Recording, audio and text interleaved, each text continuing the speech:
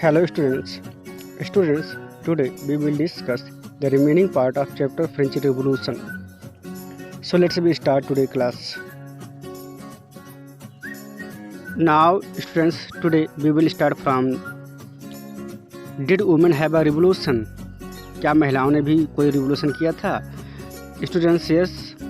ये this is the figure in which the Persian women on their way to Versailles, यहाँ पर दिखाया गया पर्सन वुमेन को जो वर्साइल सिटी की तरफ जा रही हैं। ठीक है ना, देखिए इनके हाथ में वीपन्स हैं बेटा, और ये भी युद्ध करने के लिए जा रही हैं अपने देश को आज़ाद कराने के लिए। ठीक है ना, तो आप देख सकते हैं, तो इसके माध्यम से शो किया गया है कि हाँ, किसी भी क्रांति का और रिवोल्यूशन का सक्सेस होना तभी हो सका है जब उनके साथ में महिलाएं भी थी। जैसे भारतीय आंदोलन जब चल रहा था बेटा, तो यहाँ पर पुरुषों के साथ में महिलाएं भी साथ में खड़ी थी। आपने कई लोगों का नाम सुना होगा, यहाँ तक कि जो महिलाएं नहीं जा पाती थी आंदोलन में बेटा, वो घर में रह कर के बच्चों को देख रेख करना, घर का काम चलाना, जिससे उनके घर के लोग आंदोलन में पार्टिसिपेट कर सकें। This print is one of many pictorial representation of the events of 5 October 1789 when women marched to Versailles and brought the king back with them to Paris.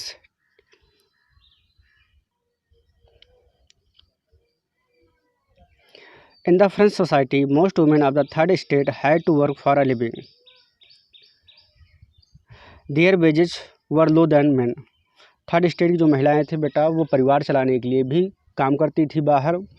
उनके जो मजदूरी थी वो मेन से भी कम थी। In order to discuss and voice their interest, women's start their own political club and newspaper. अपनी आवाज़ को उठाने के लिए, अपनी सुविधाओं को ध्यान में रखते हुए, मीन्स किस तरीके से महिलाओं को भी इज्जत सम्मान समाज मिले, इसलिए उन्होंने खुद का एक पॉलिटिकल क्लब स्टार्ट किया और न्यूज़पेपर स्टार्ट किया। मीन्स इसके माध्यम से वो अपनी बातें रख सकती थी सोसाइटी के सामने। One of their main demands was women must enjoy the same political rights as men. उनमें से जो सबसे मेन डिमांड थी महिलाओं की, वो ये थी कि महिलाओं को भी पुरुषों के बराबर राजनीतिक अधिकार दिए जाएँ। मीन्स राइट टू वोट दिए जाए, चुनाव में पार्टिसिपेट करने का अधिकार दिए जाए। ठीक है ना, तो जो होते हैं एक मेन के अधिकार, वो भी वुमेन ने मांगा अपने लिए।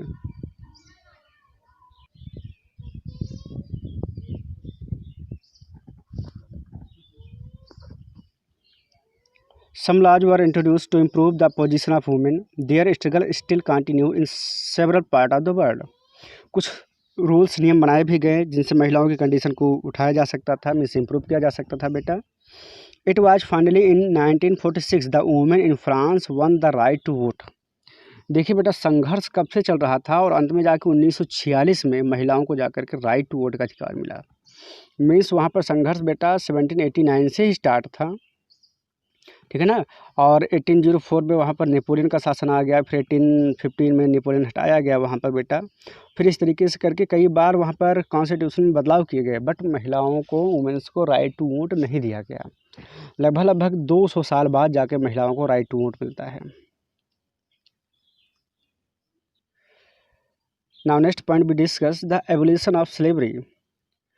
There was a triangular slave trade between the Europe, Africa and America. ठीक है ना, अब यूरोप से बेटा, अफ्रीका से और अमेरिका से दासों का आदान प्रदान होता था। मीन्स यहाँ पर अफ्रीका था बेटा, ये यूरोप था और ये अमेरिका था। तो अमेरिका से, यूरोप से और दासों को लाया जाता था, बेचा जाता था। In 18th century there was a little criticism of slavery in France. 18वीं शताब्दी के लगभग में बहुत थोड़ा सा विरोध किया जाता था बस दास प्रथा का। No law were passed against it, और कोई भी नियम नहीं बनाए गए थे जो दास प्रथा को रोक सकें। It was in 1794 that the convention freed all slaves. और फिर इस तरीके से क्या हुआ कि बेटा 1794 में सभी दासों को फ्री किया गया। आपको याद होगा बेटा 1793 और 94 किसका टाइम पीरियड था बेटा? मैक्सिमिलियन रोबेस्पायर का, द रेन ऑफ टेरर का।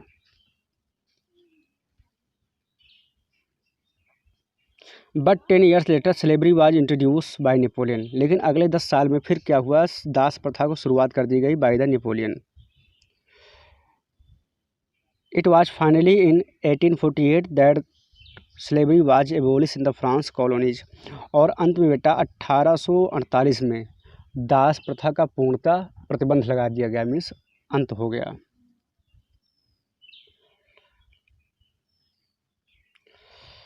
Now next point we discuss the revolution and everyday life. The years following 1789 in France saw many changes in the lives of men, women and children. The revolutionary government passed law for the ideals of liberty and equality into everyday practices. One important law that came into effect was the abolition of censorship.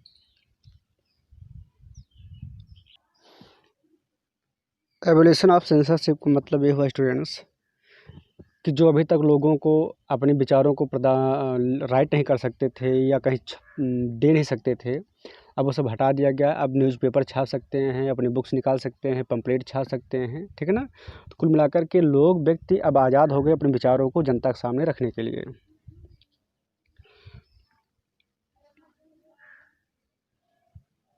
Now next, the idea of liberty and democratic rights were the most important legacy of the French Revolution.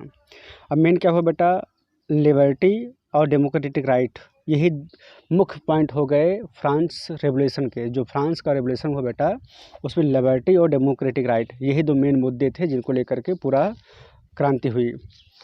With the abolition of feudal systems France became a republic. Feudal system मतलब होता है बेटा सामंतवाद, है ना।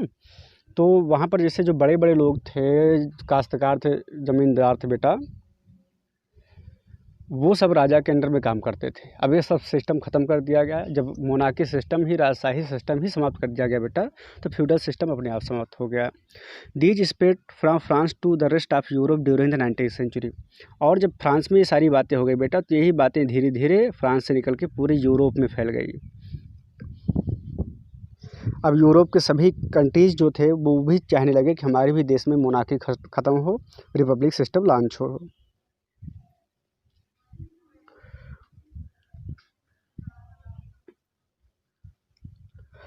Democratic rights whose origin could be traced to the French revolution.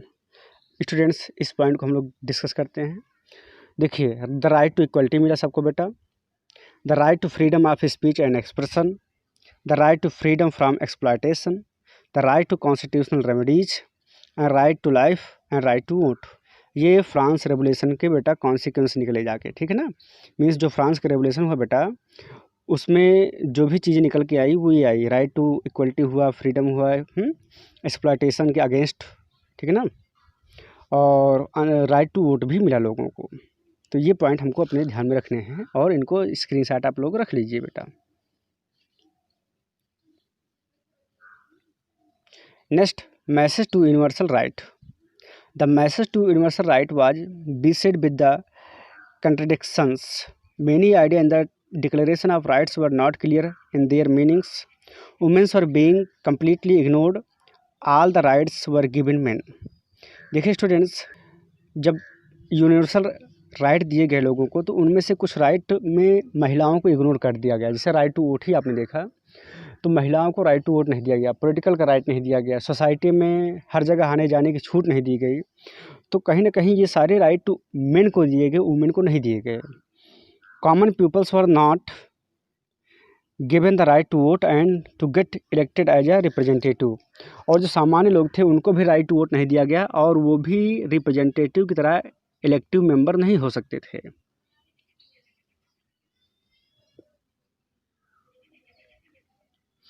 Now students, अब कुछ point हम discuss करते हैं बेटा नेपोलियन के विषय में, the rise of Napoleon. Students, this is the figure of Napoleon Bonaparte. Now this is the second figure of Napoleon Bonaparte.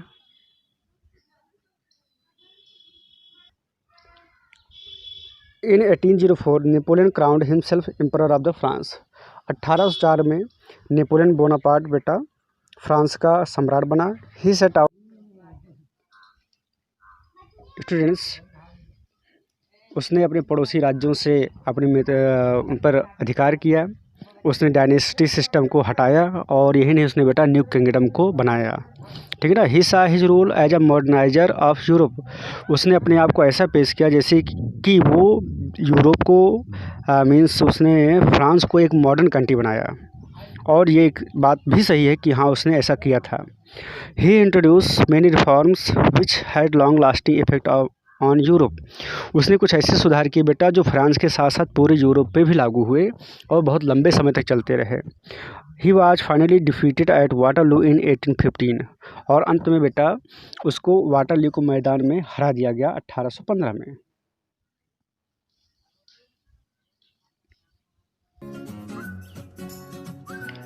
Now students, we discuss National Assembly and its important functions. The National Assembly was formed on the June 1789 by the representative of third state. The main functions of National Assembly were as follows: declaration of citizen rights, removal of special privileges, uniform taxation policies, religious freedoms, and ban on the accumulation of wealth by the rich and the church, limited rights of the kings. आपने देखा ही था ना, citizen के rights को दिया गया बेटा, कुछ स्पेशल प्रिविलेज को हटाया गया, टैक्सेशन पॉलिसी को एक यूनिफॉर्म सिस्टम बनाया गया, जो अलग अलग टैक्सेशन पॉलिसी लगती थी हर स्टेट में अलग अलग 5%, उसको सबको रिमूव किया गया बेटा। चर्च के विशेषाधिकार को ख़त्म किया गया और यही नहीं, राजा के पावर को भी लिमिट में किया गया। So please like my video and subscribe my channel.